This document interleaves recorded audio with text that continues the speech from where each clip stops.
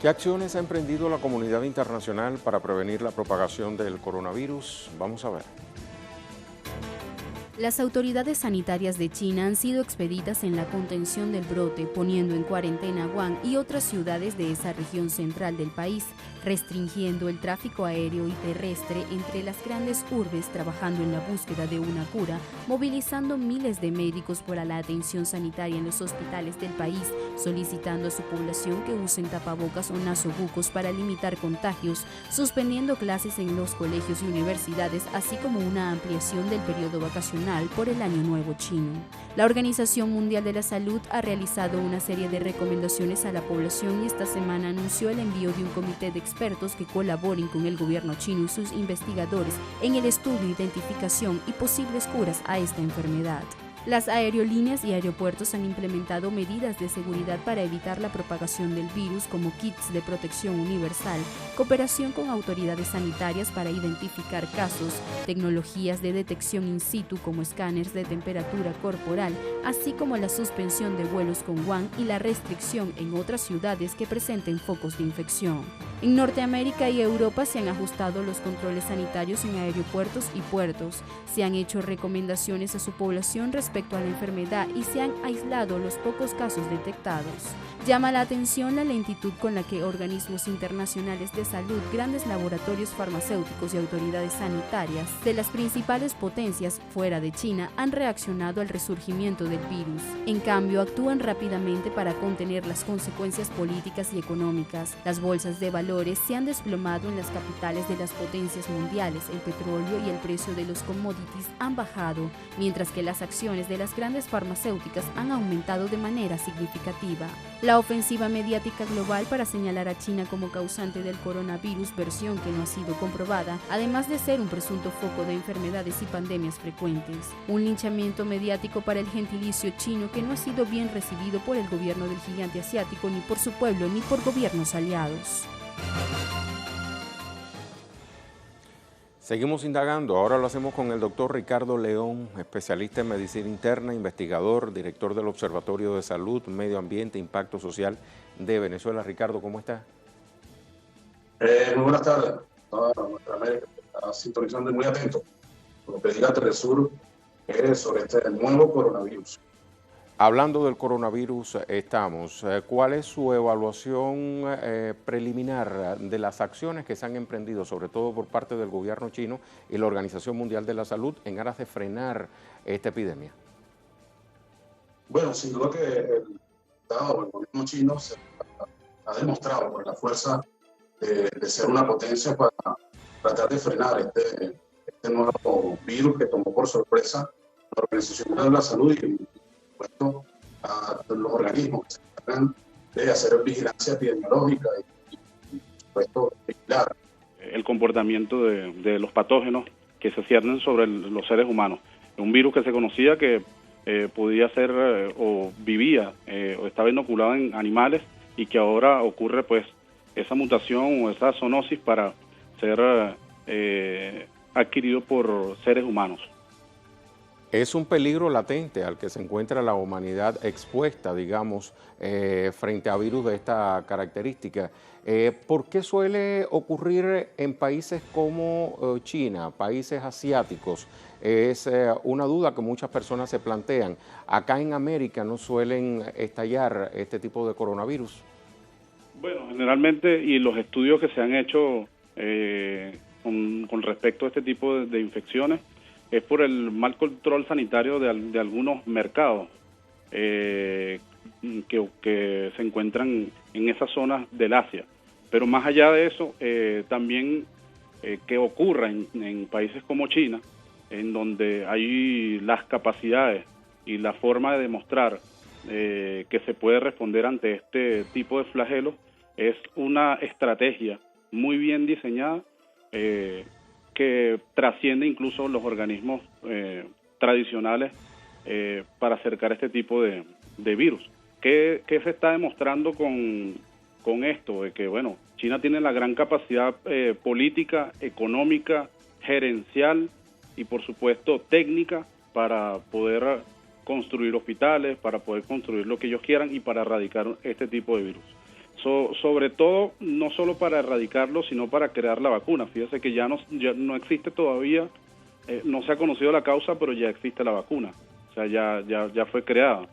Y más allá de todo eso, también que existe la capacidad mediática en el mundo de crear alarmas frente a que, pasándole por encima a la Organización Mundial de la Salud, que todavía no la declara como una pandemia. ¿Qué riesgo corre nuestro continente? Me refiero al subcontinente latinoamericano, suramericano, para hablar con mayor precisión en este contexto de la propagación del coronavirus. Ya había informaciones sobre casos en Brasil.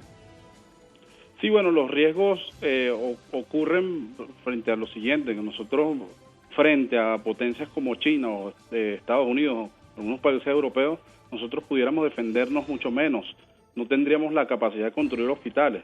Pero ¿qué pasa?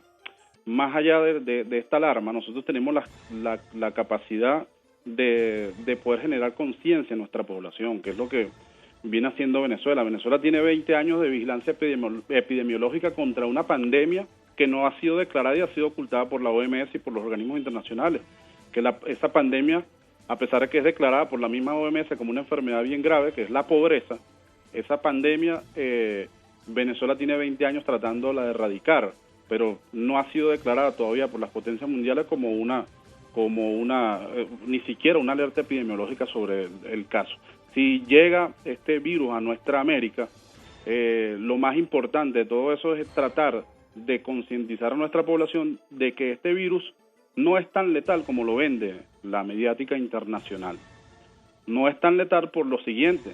Fíjense, el número de casos reportados frente al número de fallecidos no te da criterio para declararlo de alta letalidad.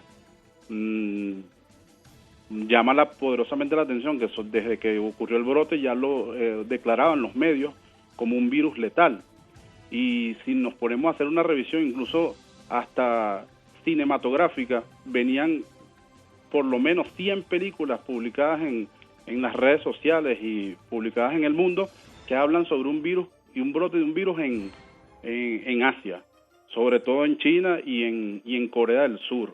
Entonces, ¿frente a qué estamos? Frente a una gran alarma para alarmar a nuestra población y ocultar algunas cosas. Pero si llegase a pisar ese virus nuestra América, nosotros estamos muy vulnerables frente a que no tenemos las capacidades de respuesta absolutas, porque la mayoría de nuestros países son países que están sumidos en pobreza por culpa del sistema actual que tenemos. Y hablamos además, en el caso de Venezuela, un país que es víctima de una guerra mediática, sí, y una guerra económica, un país bloqueado. Y el bloqueo justamente ha traído como consecuencia que determinados medicamentos no llegan a la nación porque sencillamente transnacionales lo impiden. Exacto, no, fíjense que queremos que desde nuestro observatorio queremos felicitar al Ministerio de Salud venezolano, al Ministerio del Poder Popular para la Salud, porque desde un principio activaron la vigilancia epidemiológica. Pero más allá de eso, bueno, hay que decir que nosotros hemos sido pues víctimas de unas cuantas guerras bacteriológicas, en este caso guerras biológicas, que en este momento por ser un virus a nivel mundial, no se extrañen que, bueno, poderosas fuerzas intenten tratar de penetrar nuestras fronteras para que este virus llegue a Venezuela. Estamos plenamente seguros de la conciencia del pueblo venezolano de que vamos a saber enfrentar eso, pese a que no tenemos la capacidad, por el bloqueo, por todo lo que conoce nuestra América, de responder con medicamentos. Pero ¿qué pasa? Fíjense, lo rentable que es un virus de esta forma. 30.000 millones de dólares se invierte solo en 97 países que pueden pagar esta vacuna para crear vacunas para erradicar virus como influenza o coronavirus. Pero ¿cuál es la proyección actual que se hace?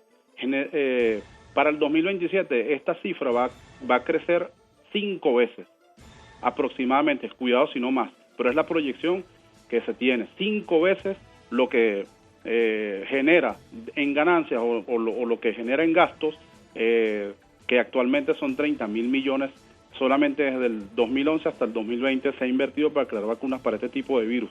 Esto es brutal. Si uno se pone a analizar, incluso genera más ganancias que lo que genera la ExxonMobil, por ejemplo, o la Chevron, si lo contrastamos en esa realidad. Entonces, no, por supuesto que es rentable. Y para un país como Venezuela, que llegue un virus como este, además del virus al que nos quieren someter, o la pandemia que nos quieren someter como la pobreza, nos estaría, por supuesto, poniendo en una situación mucho más vulnerable de la que estamos. Además de que los países o los gobiernos que no colaboran cercanas a nuestras fronteras, sería bastante complicado y complejo enfrentar un tipo de pandemia como esta. Cuando hablamos de guerra biológica, guerra bacteriológica, tenemos que tener presente que Cuba, sobre todo en los años 60, 70, 80, fue pionera en padecer este tipo de ataques provenientes de Estados Unidos, dicho sea de paso. Doctor, muchísimas gracias. Hasta muy pronto. Bueno, muchísimas gracias. El doctor Ricardo León nos estaba acompañando.